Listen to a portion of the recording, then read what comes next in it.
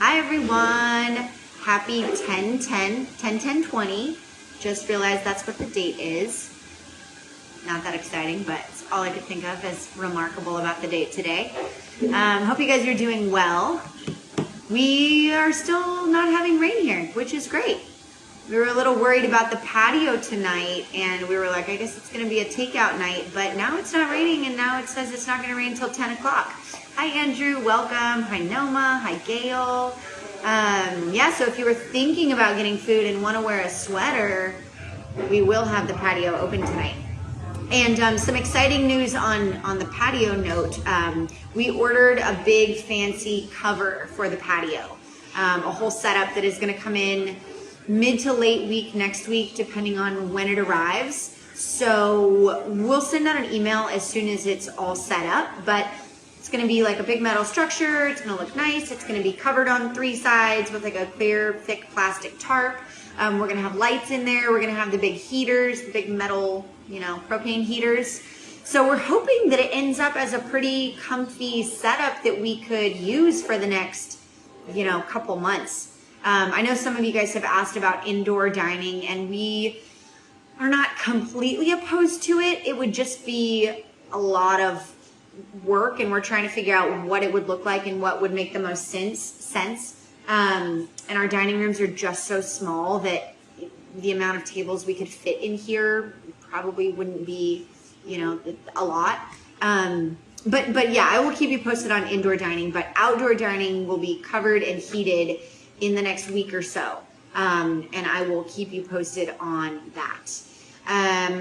What else was I gonna say? Oh, hope you guys are not mad at me, and I am sorry for the last minute change up.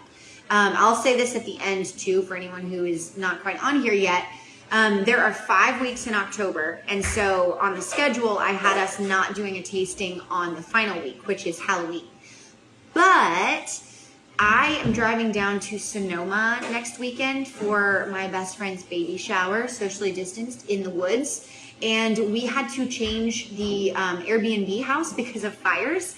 And we don't think there's gonna be good Wi-Fi in this second one. And I don't want you guys all to tune in and then me not be able to get on there. So what we're gonna do is do the blind tasting on Halloween instead. I know maybe you guys don't want to taste wine on Halloween, but I mean, Halloween's kind of canceled this year anyway. And if anything, you can just start day drinking and then eat candy for the rest of the day. So I will reflect that change on social media and on our website. I'm really sorry for the last minute change. I don't like to do stuff like that. But it'll be like a blind tasting on Halloween. We can come up with something thematically. So yeah, I apologize for the change up. Also, getting all the housekeeping stuff out of the way first, I'm going to have November's lineup done probably in the next couple days, and I'm trying to get December's done as well. And if you are in the wine club right now and saw the email that went out, anyone who refers a friend to join for a full month will get a fun bottle of champagne for the holidays. So if you want some kind of festive things to do with friends when it's cold and rainy, tell them to join you online. Hi, Greg. Are you back in the United States now? Welcome back from Europe. He's been over there for a year and a half now, I think. Welcome back stateside. All right. Well, I guess we can go ahead and dive in. Today's going to be a little different than most of the other tastings we have done. I'm trying out a new format, which is that we're going to focus on a particular grape varietal. Seattle Airport, almost here. You'll be back to us soon. We're going to focus on a particular grape varietal rather than a particular region. I know for one tasting we did Old World, New World, and we did use Syrah as an example. But we were kind of talking more stylistically about what Old World versus New World means. And in this case, we're really going to dig deep into how this grape, Chenin Blanc, functions, what its characteristics are, where it's grown, sort of where it came from, what it can do stylistically. The reason I wanted, if you guys like this format, you kind of like digging into one particular varietal, let me know. And we could use it in the future as, another template to work from. But the reason I wanted to do this with Chenin is that it's often called the most versatile grape in the world. Jancis Robinson, the famous winemaker, I think she said it was the most versatile wine in the world and sort of leads a double life, which I'll explain more, just meaning it can do really different things in really different places depending on what the focus is. So I just think it's a really interesting grape to cover, because if you just talk about it in reference to one region, most people think of it from the Loire. And to be fair, it really shines at its highest in the Loire, and there's tons of differentiation in style even within the Loire. But beyond that, it's grown all over the world. And so I thought it'd be fun to just kind of talk about like what it does. So let's dive right in. So Chenin Blanc, or if you want to do the proper French pronunciation, it's Chenin Blanc, which I had to be corrected. I had no idea. But Chenin Blanc originated in the Loire Valley in around the 9th century in the Anjou region. And I think you guys, I didn't bring my map because you guys are probably all sick of it, but you can picture where the Loire Valley is. It's sort of central France, and the Loire Valley runs east to the Atlantic Ocean. And most of the Chenin is sort of central Loire. As you get closer to the ocean, it's really Muscadet country, which we drank a couple weeks ago. And if you get further central, it's more Sauvignon Blanc country. But it's definitely the predominant grape in the Loire Valley. And it's sort of a safe bet if you're grabbing a white bottle of Loire Valley wine. It's most likely going to be Chenin, unless it's a couple famous examples of Sauvignon Blanc, like Sancerre being one. Touraine is another. Cancy and Puy-Fumé are sort of like the big Sauv Blanc regions in the Loire. Everything else is pretty much Chenin. So it really started to become widespread in the region, again, from like the end of the Middle Ages. As we know, the monks were running things, and as they did in other regions in France, they started experimenting with what grows well where, and they really found that Chenin did very well in the Loire Valley. So by like the 1500s, it was sort of the primary grape in that region. And at that point, the first time it left France to get planted elsewhere, it went to South Africa. And I will preface this by saying I probably could have, or maybe should have, done a South African Chenin as the second wine that we tasted today, because it is the second sort of most famous region for it in the world. But we're going to do South Africa as a region unto itself in 2 weeks. And I didn't want to just cover Chenin under South Africa. Again, I wanted to give it sort of a more expansive view. So we're going to do Semillon when we taste South Africa, which is sort of the other white grape there. And we're going to do a New Zealand Sauvignon Blanc today, which has a lot of similarities with South Africa. Point is, Chenin moved to South Africa in the 1600s. The Dutch East India Company, when they were setting up Cape Colony, which I think is now Cape Town. I'm really bad with my South African history. They brought the first plantings there. And then in the 1680s, when the French Huguenots started fleeing France after the Edict of Nantes, they brought a lot with them as well. And so it really took root in South Africa and sort of became a favorite there. And people started calling it Steen, S-T-E-E-N. So most, that's how you'll see it labeled on most South African Chenin Blancs. It might not even say Chenin, it'll say Steen. And there's sort of confusion over why that may be. The most close, or the thing that seems most believable to me was that people thought it was a German grape originally when it landed in South Africa. Because they thought it had similarities with Riesling, which we'll sort of see why that is. And there's a village and a region in Germany basically called Stein. And there's a famous vineyard called Stein, and now a producer called Stein, so that maybe Stein got adapted to Steen. So it took hold there. And then it sort of developed a presence in the New World over the years. So it's pretty widely planted in Australia now. In New Zealand, not super widely planted, but a little bit in New Zealand. In California, in the Central Coast, there's actually a lot of Chenin planted. And I'm sorry, not the Central Coast, the Central Valley. There's a little bit on the Central Coast too, but it's more in that big, hot Central Valley of California, which is a very different style to what we'll see in the Loire. And it's also now planted, I had to write these all down, in Spain, Mexico, Brazil, Chile, Argentina, British Columbia up here in the Okinawa region, and even a little bit in India. So people use it all around the world. Let's talk a little bit now about what Jancis Robinson meant when she said that Chenin leads a double life. In France, and in the Loire Valley, Chenin is a sort of a premium grape. It's highly respected. It's very carefully tended. Has been developed to make all of these very specific styles, and it's thought of as a very quality wine. In other places in the world, like in the Central Valley in California, it's used as a blending grape, sort of just as like a neutral blending grape because it has really high acidity. And they can throw it into a blend, especially in a hot region, and know that the acidity from the Chenin will sort of pop everything else and give the blend balance. So it's very highly prized in France, and then elsewhere it's sort of just thought of as this like workhorse blending grape, which is funny. It's not often that, Pinot Noir is widely prized, or Nebbiolo, but you never see those used as like a cheap blending grape. So it's interesting that Chenin sort of has that duality. Let's talk about why that is. Just as a grape itself, it has certain characteristics. So medium in body, medium in alcohol, pretty standard there. It's fairly aromatic, I would say like medium plus on the aromatic side, especially if it's done well and grown well. But it has very, very high acidity. So that's sort of the trademark of this varietal, even when it's grown in hot regions. And that's why it has sort of been more widely adopted in some of these hotter New World regions, is that it can stay feeling more balanced and retaining acidity even when the weather is warm. So beyond the high acidity, what else? It is a very vigorous vine.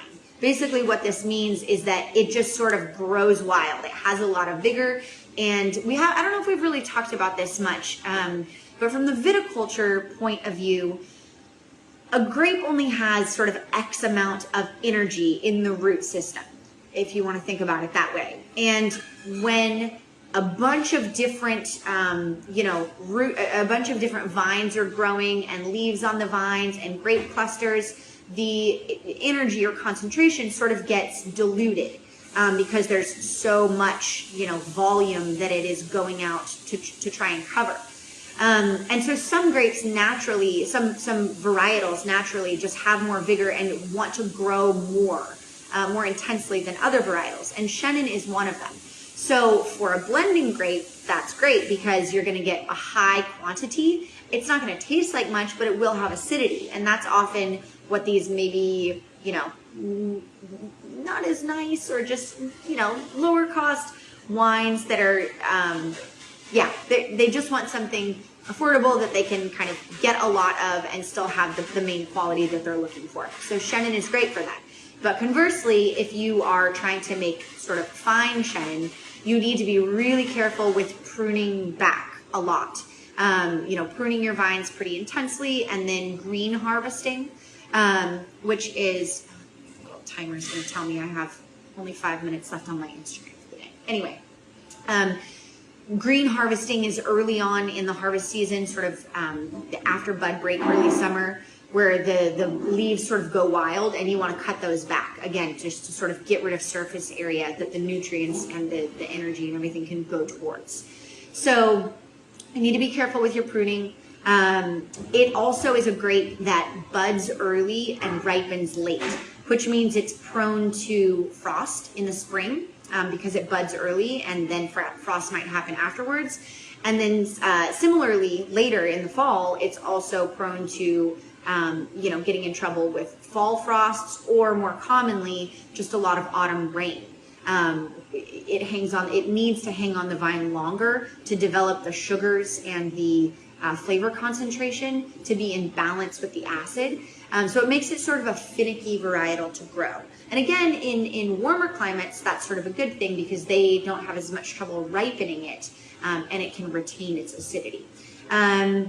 So the two traps that you can fall into are, if you pick too early, it's just going to be it's going to taste like acid water, and it's not going to have a lot of flavor. Or if you pick at too high of yields, it's not going to have much flavor there either. Just be kind of watery. The other sort of characteristic thing about it, which is going to play into these styles, so high acid, what did we just say? high acid, really vigorous, and thin skins. So it's a grape that has naturally thin skins, which makes it susceptible to all the different things that can infect grapes on the vine, different funguses, different rots. And one of those is botrytis. So botrytis goes hand in hand with Chenin in the Loire Valley. And I know you guys have heard me talk about botrytis before, but it's the noble rot. So it's a rot that you basically want to infect the grapes that dehydrates the water and therefore concentrates the sugar levels. It's used in making sweet wines and sometimes even peppered into dry wines as well to give it just extra kind of depth and complexity. So it's very prone to botrytis, which is a good thing for most winemakers.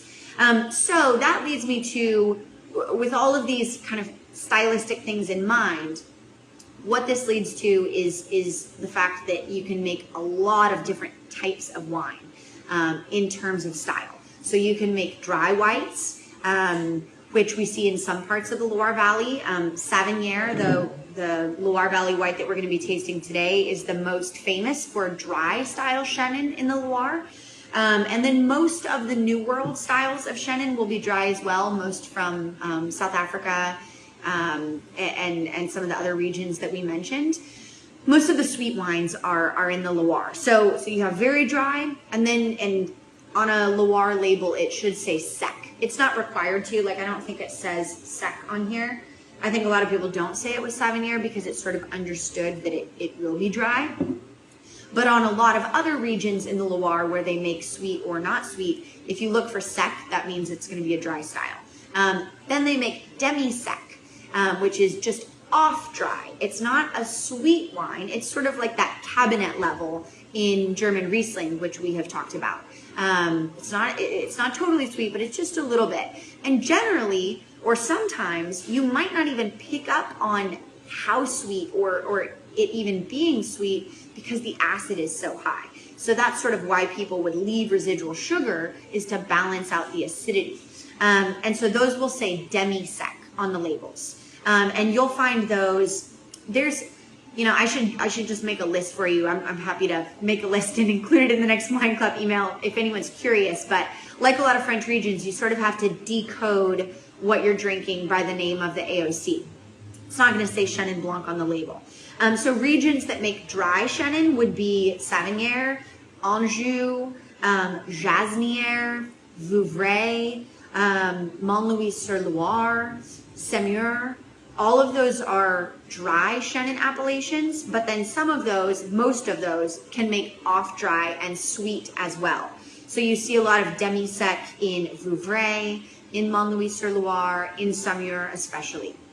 And then we go to proper sweet wines, and these are like dessert wines. And there's a lot of famous ones in the Loire too. And as when you get to this very sweet level, they're being made with, sorry, my stupid screen limit. I set it up and now I don't know how to turn it off. Point is, most of the sweet wines are getting made with botrytis, or sometimes with just a very, very late harvest. And one thing that I failed to mention in sort of the characteristics of the grape itself is that another hallmark, sort of tricky thing about it, is that it ripens very unevenly. Like even on one vine, clusters will ripen at different times. So that sort of also led to the different styles that they produce in the Loire over the centuries, because what people started doing was harvesting in successive, like multiple times in one vineyard. They call them tries, or I don't know what the French pronunciation would be, tri. But it basically means successive passes through the vineyard. So over a 6-week period, they might go out 4 to 6 different times and select each cluster as it gets ripe. So with the first sort of tries, you would be doing the dry wine, the drier styles. And then the next couple tries would probably be off-dry, demi-sec. And then by the time you get to the end, those grape clusters have been on there for a very long time, are maybe infected with botrytis, and those would be sweet wines. The other thing to mention, we're not tasting a sparkling wine today, but aside from Champagne, the Loire Valley is France's largest sparkling region. They make really amazing Cremant. So Cremant is basically method champenoise style sparkling wine made in the Loire Valley. So if you want to drink high quality stuff but don't want to spring for champagne, Cremant de Loire is a great option. And they also make those in dry and off dry, and also in white and rosé. We're not even talking about red varietals, obviously, because this is a Chenin class. But most of the sparkling wine that you'll get from the Loire is Chenin or Chenin based, sometimes a little bit of Chardonnay in there too. So yeah, dry, sweet, off dry, sparkling, sweet. Oh, and some of the famous sweet regions in the Loire would be Coteau de Léon, Court de Chaume, Bonnezeau, what am I forgetting? Côte de l'Aubance. And then Vouvray can make some pretty sweet stuff as well. I know those are a lot of words that you probably don't need to remember after this, but just so you hear them. Another interesting thing about the grape itself is that it shows off terroir really well. It's not, we talk about this with Chardonnay being sort of like a neutral varietal that can showcase terroir.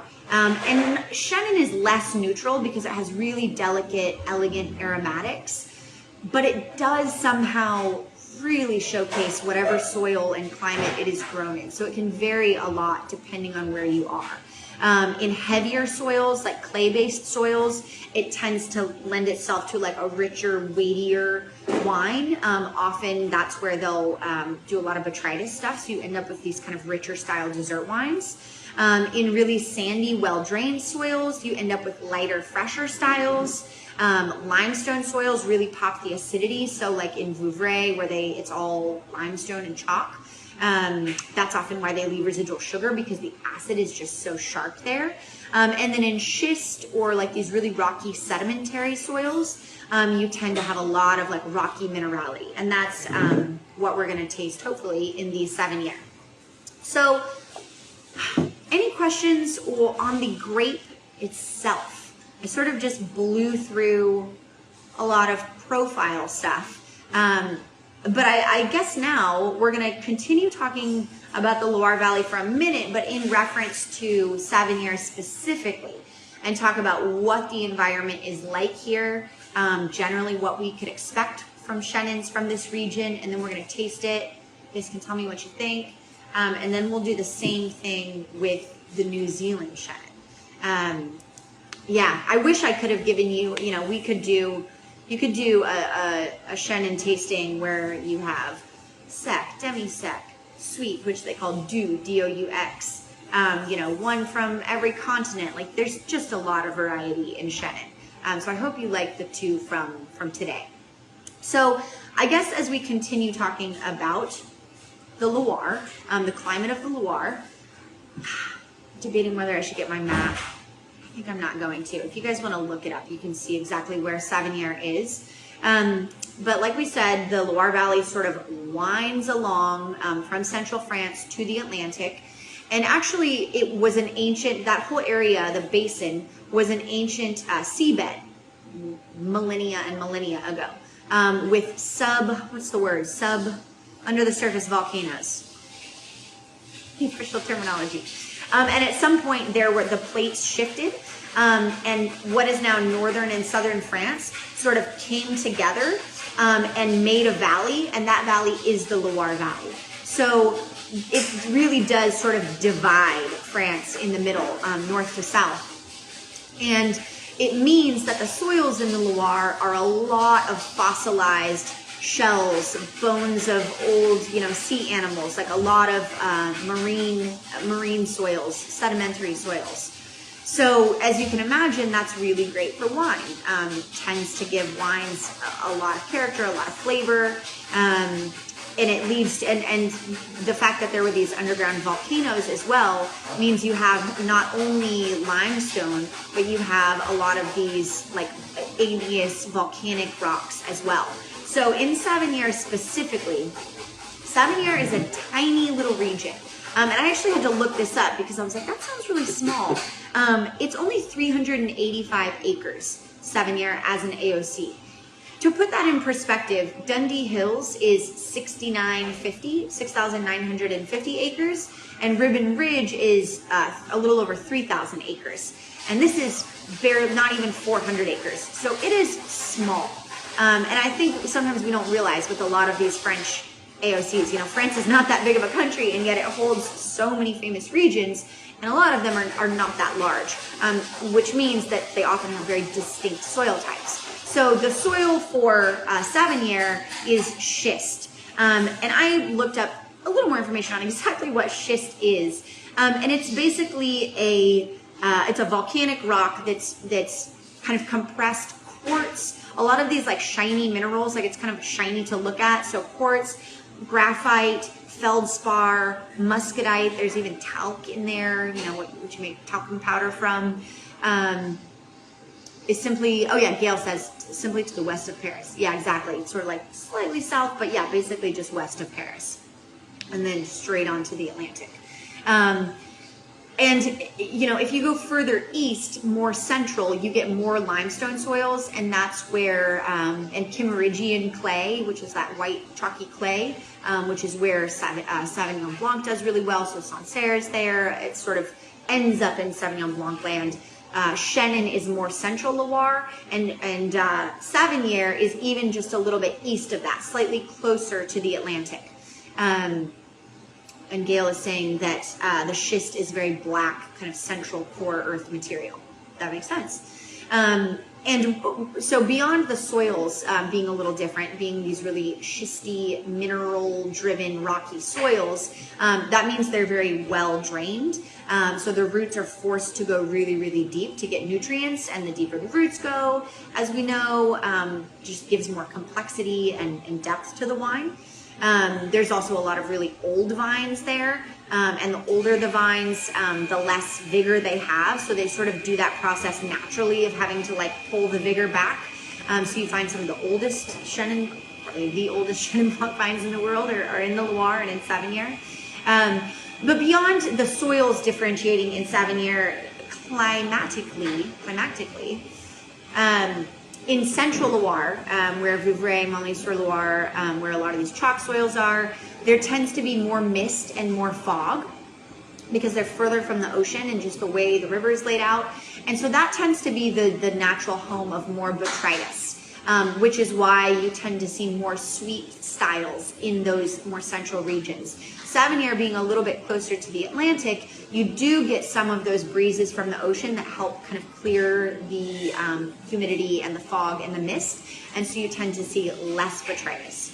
And so it's pretty much, it's sort of thought of as the driest region in the Loire. They call Savennières the king of Chenin, because it tends to make powerful expressions of Chenin that aren't necessarily low in alcohol. You know, they could be like 14.5%, but they're bone dry, they're more muscular. One thing I should have said is that Chenin can be very long aging. You don't think about aging a lot of white wines, especially ones that are kind of like crisp and fresh. But Chenin is a grape that can do both. Like, yes, it can make, you know, lovely, crisp, fresh wines, but it also ages incredibly well, especially for sweet wines. Dessert wines made from Chenin, because they have so much acidity as a preservative, they can age for like 100 years. They have a lot of similarities to German Riesling. So what else on Savennières? Oh, it's sort of thought of as one of the homes to biodynamics. Rudolf Steiner is sort of the godfather of biodynamics. But the Loire Valley is really where it like took hold and was put into practice very intensively. And a lot of people think of Nicolas Joly as sort of one of the godfathers of true biodynamics. Like people thought he was really woo-woo back in the day. You know, he was putting crystals in the vineyard and you know, planting under the full moon and burying everything in the cow horn. And a lot of that is a true part of biodynamics. But at the time, people thought he was a little crazy. Now you see like big commercial wineries doing it. But Nicolas Joly is the sort of godfather of Savennières, or of modern Savennières. I wish I could have shown you one of his wines, but even in a half bottle, we could not have afforded it. This producer is called Domaine du Clozel and is also extremely iconic in Savennières. They own a vineyard. They have 3 or 4 kind of vineyard parcels. And the most famous one is called Clos du Papillon, which is Vineyard of the Butterfly, or it means butterfly. Clos is an enclosed area. So it basically straddles this valley as you head onto the Loire it's right on the Loire River, and it's two hillsides that if you look at it from above, it looks like a butterfly, and it's sort of thought of as a Grand Cru of the Loire. This vineyard is right next to it. It's called La Jalousie. I'm not sure if that's because she's like jealous of her big sister vineyard. But it's basically just younger vines, but right adjacent. And so it's still really amazing quality. The vines are between 20 and 30 years old, as opposed to, 50 years and plus. And it's a cool winery, well, for a lot of reasons, but they're fully biodynamic and organic. They've been woman run and owned for multiple generations. They actually, I think it's the current winemaker, it was either her or her mother, is the president of the Savinier AOC. And that was the first female president of any French AOC. So that's kind of cool. Also shows you like women really don't have much of a hold in French wine. Hopefully that's changing for the better. But it's been a family operation for a really long time. They do sort of all the good things, wild fermentations, kind of long, cool ferments, minimal intervention, just small amounts of sulfur, really trying to express terroir. So let's try it and see what you guys think. And I should mention in the Clos du Papillon, their sort of high tier Chenin, they do use some botrytis in the blend, even though it's a dry wine. So they will get the sugar levels really high with the botrytis, and then they'll ferment it all the way dry, and it adds a lot of depth and complexity. With the La Jalousie, they apparently do that sometimes, and I couldn't find if in 2018 they did it or not. It doesn't taste like it has a lot of botrytis, but there could be just a touch in there. And I don't have a white piece of paper to show you the color. Hopefully you can just sort of see it. Tell me what you guys are noticing on the color, on the legs. It's not golden, I would say. There's not really any signs of oxidation or age or even oak aging, but I would say it's not as pale as some white grapes we've had. If you think of like a Vino Verde or what other grapes are really light. Sometimes a wine is almost clear. This definitely has a little more like yellow to it or straw. And the legs are moving fairly slow. I mean, slow to start and then they speed up a little bit, but they're not just streaming down the glass. I actually didn't look at what the alcohol was on this. 13.5. So not the highest, but not, 11% like some cooler regions. And tell me what you guys are smelling. I always think Chenin is beautifully aromatic. I mean, we didn't really talk about some of the characteristic smells of it. See what you guys pick up, and then I'll list some of them out for you. Where did I put my little notes? There we go. I'm getting sort of, like not quite stone fruit, but you tend to get pear and apple, even quince. There's definitely like a citrusy aspect to it. I would say like a lemony, lemon curd or something. I'm not getting too much detectable oak. Tell me if you guys are smelling something different. Yeah, Tashina, that's a great note. Some sort of flower. Honeysuckle is one that I always pick up in Chenin. And when Chenin ages, or especially when it is concentrated with botrytis and the sugars increase, you really get that honeyed smell and taste. So that's sort of the hallmark of dessert wines made out of Chenin, is that they taste like honey. They're delicious. I'm not a big dessert wine person, but if I'm drinking dessert wine, it's probably gonna be from Chenin or Riesling. So yeah, honeysuckle. Sometimes I even get like ginger or chamomile. Sometimes beeswax is something that I pick up in Chenin, like that really pretty fresh beeswax smell. Even like a green almond. I don't know if you guys get that, like not nutty in an oxidized way, but that kind of like fresh, underripe nut smell.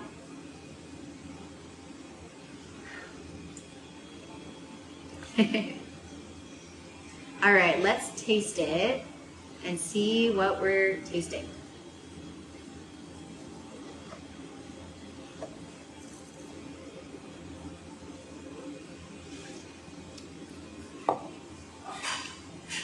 I really like this wine. Hope you guys do too.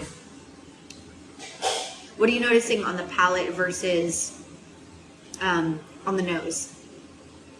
Like the texture for me, Noma says the nose was harder for her. You mean you didn't like the smell, or you were having a hard time like picking it up in the glass? Sometimes it can smell sort of intense, and you can almost like smell the acid, like the citrus notes are pretty strong. I would say also, mine's a little cold. As it warms, if you pulled it right out of the fridge, give it a minute to warm up, and it'll probably become more expressive on the nose. Yeah, so Andrew said it's a little spicy on the palate, and there is like a little bit of this, and Noma says couldn't pick out specific notes. Yeah, Chenin is a grape like Chardonnay and like Riesling, where I like to have it a little less cold than other white varietals, because it is like a little bit fuller in body and often has a lot of depth, that when it's super cold, it can seem a little closed off. So hopefully as it warms up a little bit, you guys are getting the expression a little bit more. But yeah, Andrew said this note about being spicy. I feel like there is like almost like that kind of ginger spice to it. Maybe even a little like white pepper.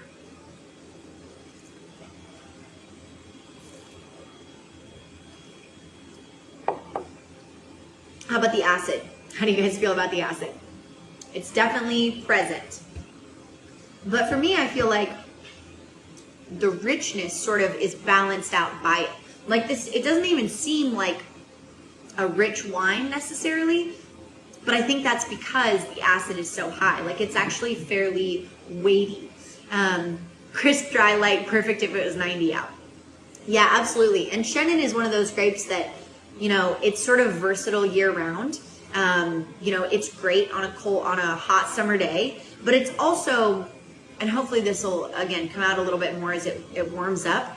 It has the depth that it can stand up to richer food as well, which is actually what we can talk about right now. What have you guys paired Chenin with before, or what could you guys see going with maybe this kind of like richer style of Chenin? And if anyone has any other tasting notes that they wanted to mention, let me know.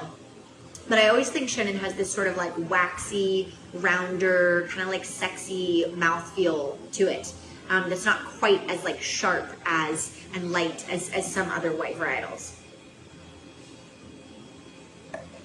So for me, I mean, if you think even of the Loire Valley, yeah, something creamy, foie gras is always a really classic pairing with like richer style Chenins.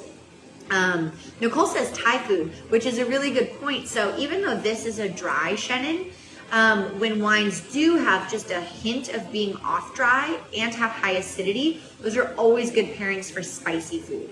And this would still be great too. But it's fun to experiment. You know, if you get a Chenin that's just slightly off dry, it goes really well with balancing out heat in dishes.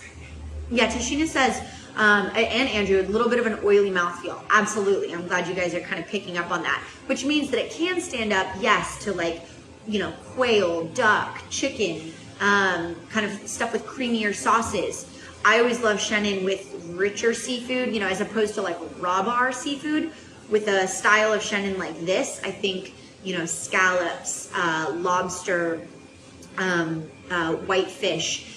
Sometimes as Chenin ages, it can get a little smoky. It develops this interesting smoky kind of flavor. And actually smoked fish goes really well. Smoked trout or smoked salmon can go really well with a weightier Chenin too, which is kind of a fun thing to experiment with. Also truffles, mushrooms, because I think there's a nice umami in Chenin, especially when it's done in this style, that can pick up that umami in certain things like truffles. Even like quiches, like a French quiche or an onion tart, anything that has that little bit of weight to it would probably be really good. Thanksgiving smoked turkey with Chenin. That sounds ideal. If you do that, please invite me. That sounds great. Any other pairing ideas on this? Oh, in terms of cheese, often aged cheese goes well with richer style Chenins. You know, this isn't the richest style Chenin by any means. It should feel rich compared to the New Zealand one we're gonna taste. And we didn't really talk about the minerality. Did you guys pick up on, you know, I feel like there is a nice kind of, sort of has to do with that mouthfeel, the oily mouthfeel. But this kind of like rocky texture to it, almost like you would think it was done in cement, but it comes from the soils themselves.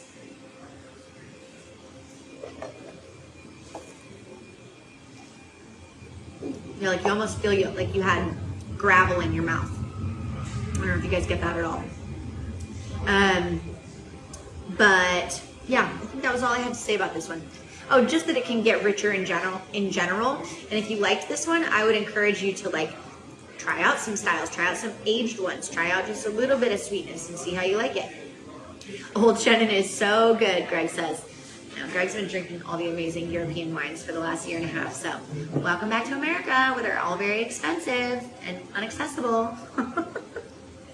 We can't get them, and if we can, they're a lot of money. Okay, so let's jump to New Zealand, because I'm actually short on time now. So we're going to talk about Hawke's Bay. If you can picture New Zealand, it's 2 islands. Try to do this so it's correct for you guys. They sort of go like this. I know, and Noma says we tasted backwards. We probably should have tasted the New Zealand Chenin first, honestly. But I just feel like it's hard to dive into the conversation about Chenin without talking about the Loire Valley first. So I did have that thought. So you can go back to the Loire Valley after this. But now we're moving to New Zealand. So New Zealand is sort of these 2 islands. And Hawke's Bay is on the eastern edge of the northern island. I think I did that right for you guys. It is on the 39th parallel. No wonder I can track the notes. Oh shoot, you were tasting the other one first. I am so sorry. No wonder. My apologies. Yeah, you tasted the New Zealand one first, and the I should have said the one in the little bottle is the Savennier. Oh goodness, I apologize, guys, if that was confusing. Oh no! Oh no! I was showing you guys this one just because no one actually saw the bottle itself, because we put it in half bottles. I'm so sorry, guys. I should have made that more clear. So that was Loire. You're like, this doesn't really taste like what we're talking about. Kelsey's just totally off her game today. Oh goodness. Okay, so you might have to like go back and watch this part, or just think backwards in your brain now. Now we're going to New Zealand. This is the New Zealand bottle. This is the one from Hawke's Bay. And Hawke's Bay as a region, you know, we haven't talked about New Zealand before. And it's cooler than a lot of regions in, say, shit, everyone was doing it backwards. I'm so sorry. It's cooler than some parts of Australia, but it's still on the 39th parallel. I believe the Loire Valley is like the 43rd or 42nd parallel. So it's not a huge latitudinal difference, but it's definitely warmer there.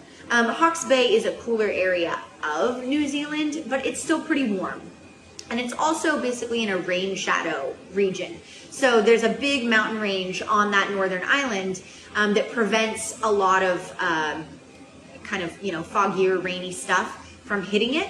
So even though it has the ocean there to kind of provide some cooling effects, it is a hot, dry area, sort of, you know, like you would think of the rain shadow in Alsace. Now, it's not you guys' fault. It does not teach you for skipping ahead. It's my fault for not making that clear. I was like, oh, they'll just know that this isn't this bottle, but that clearly I was wrong.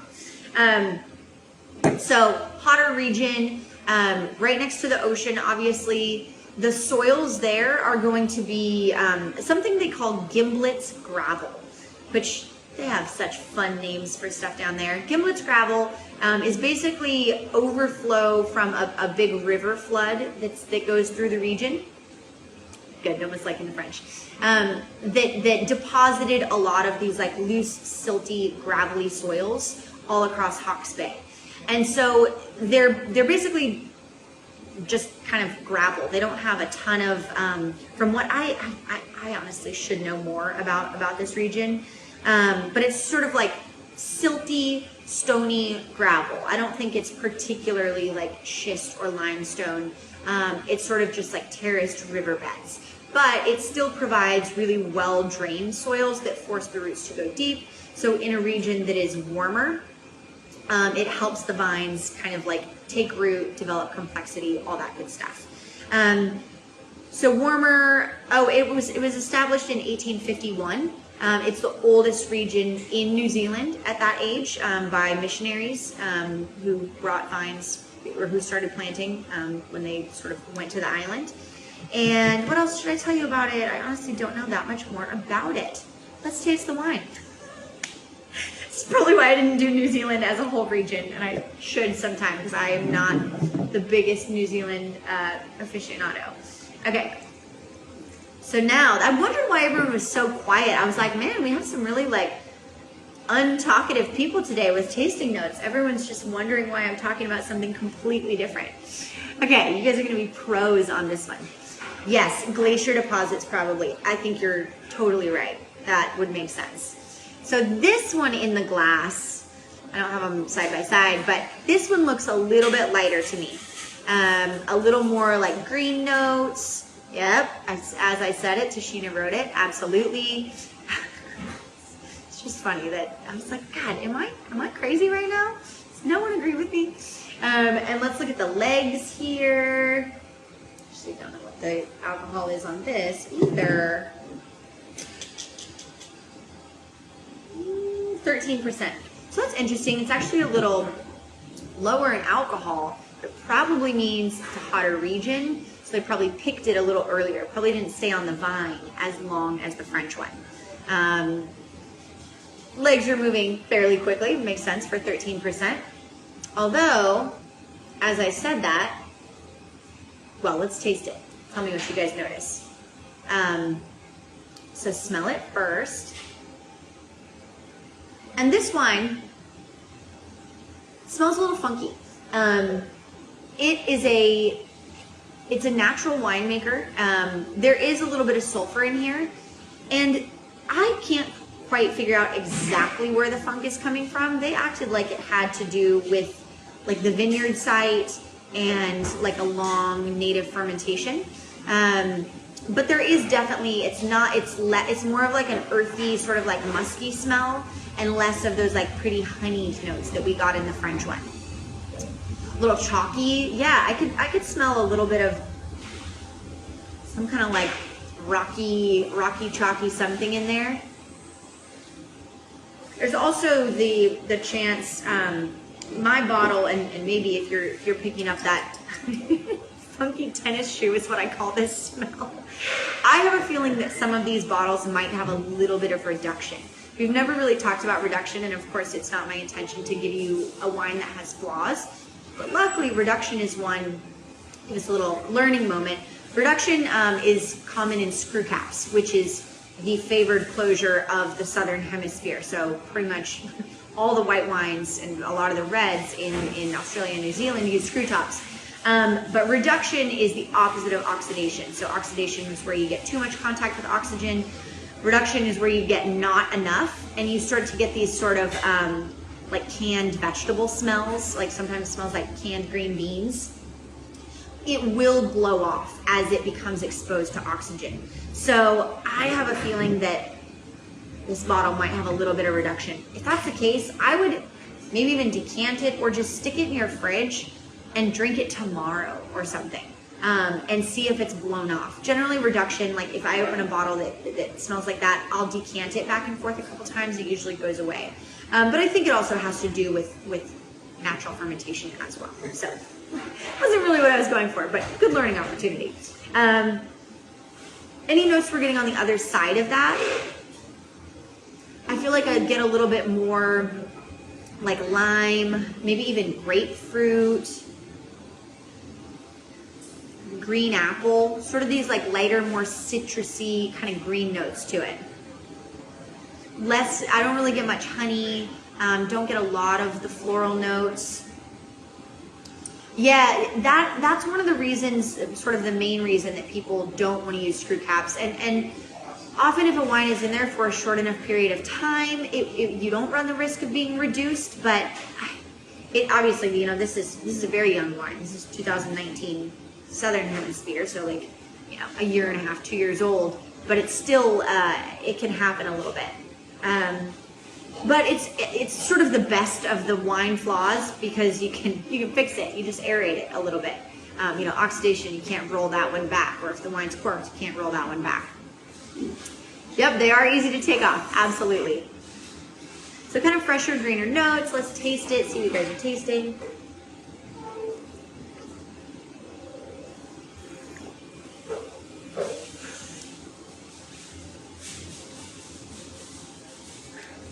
For me, I definitely sense the acidity, but I don't get as much of it as I did on the Sauvignon. I don't know if you guys agree, which would make sense coming from a warmer climate, that the acidity is still there, but it's just not as sharp.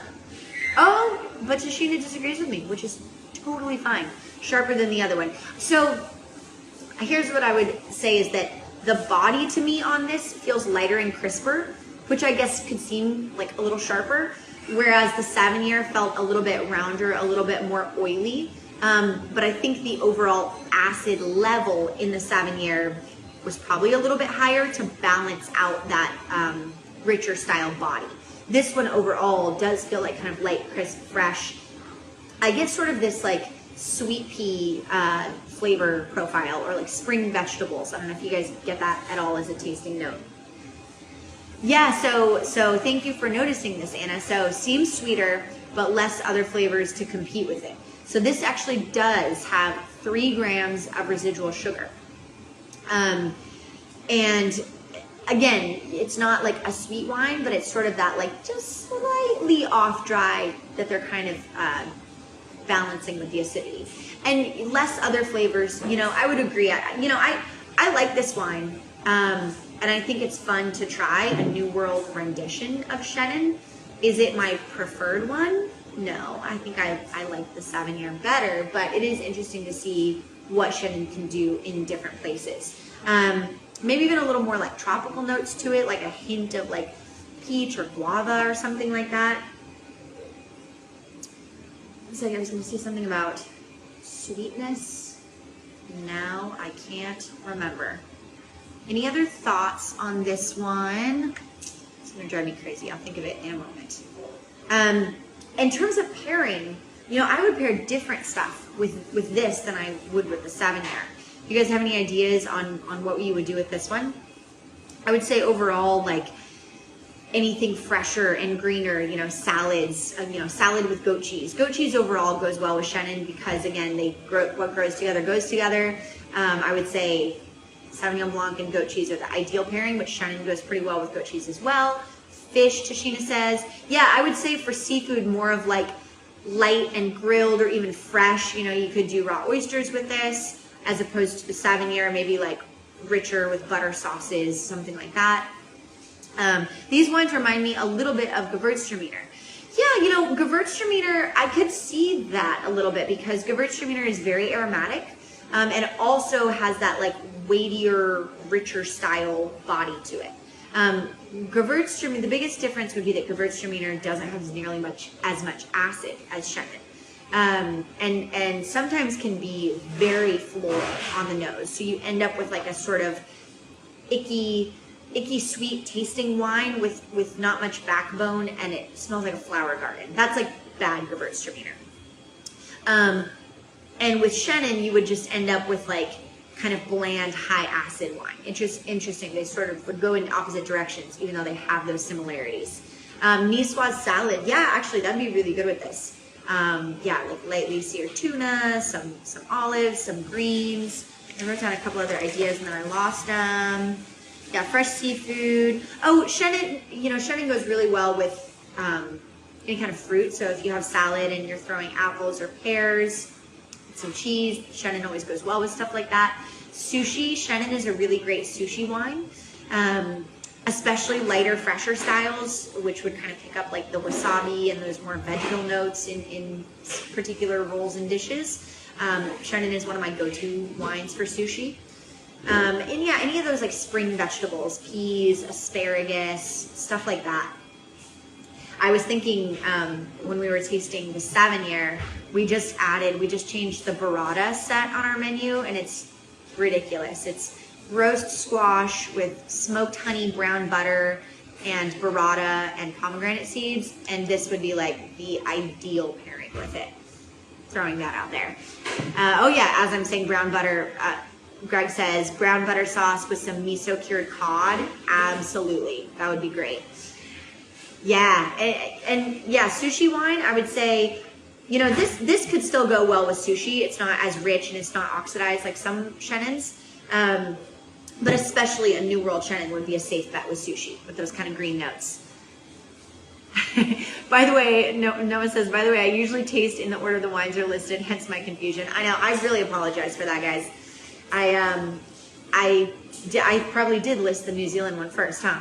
I didn't even think about it. I was just looking at my game plan and I was like, well, Loire Valley makes sense. We should talk about that first. And I really apologize for the confusion. So Loire Valley was a little bit richer. This one's a little bit lighter, crisper. What did you guys think about them? I mean, I know I liked the Loire better, but was it fun to sort of go over a specific varietal? Made for an interesting tasting. Made you doubt everything. What have I learned? Gone back in my skills. Yeah, let me know if you guys enjoyed this format. We probably won't do a lot of it, but if there's a particular grape that you're like, I would love to know more about Syrah or, you know, Nebbiolo or something. Yeah, it's just another option that we have. We got every answer wrong. But I mean, if you got them wrong, that means you were actually probably right because it was the reverse of what you were thinking because I told you wrong. Feel like this is richer, super interesting to taste them both. It's interstellar to taste varietal. Oh, great. Awesome. And I'm glad you guys like the little bottle. I mean, it made me excited to be able to pick a wine that is normally a little bit out of our price range.